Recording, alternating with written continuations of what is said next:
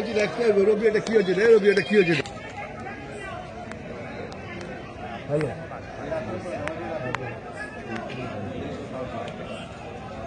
না না একদম নিতে না এত লক হয়ে যাচ্ছে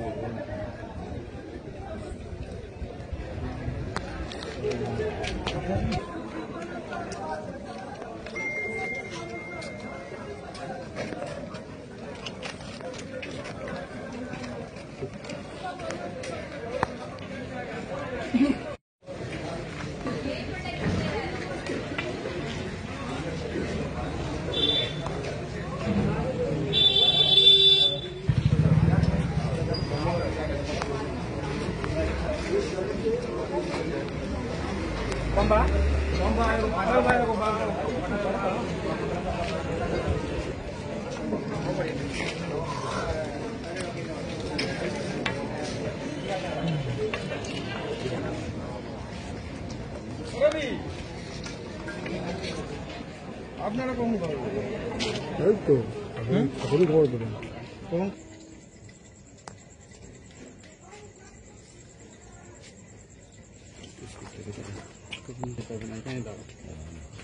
ভয় পাচ্ছেন ভয় না কি হয়েছে মাসি কি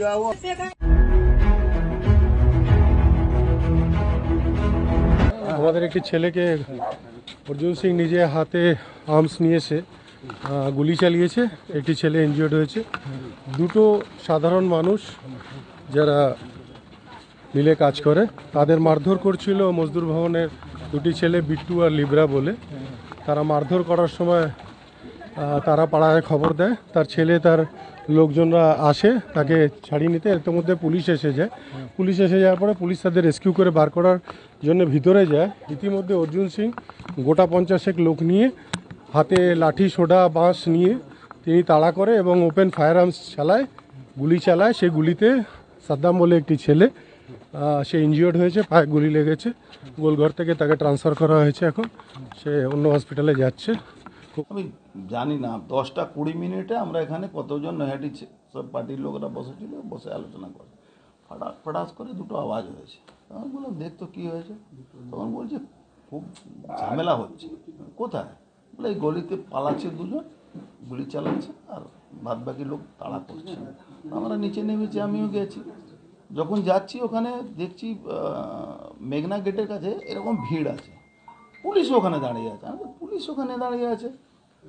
তারপরে যেই আমরা পৌঁছেছি ফাটাফাট ফাটাফাট গুলি চলে পালাচ্ছে ওরা। আমাদেরকে দেখে পালিয়েছে, এর মধ্যে কোনো সন্দেহ নেই, পালিয়েছে। তারপরে একটা শ্রীমন্দির গলিতে দেখছি একটা ছেলে পড়ে আছে।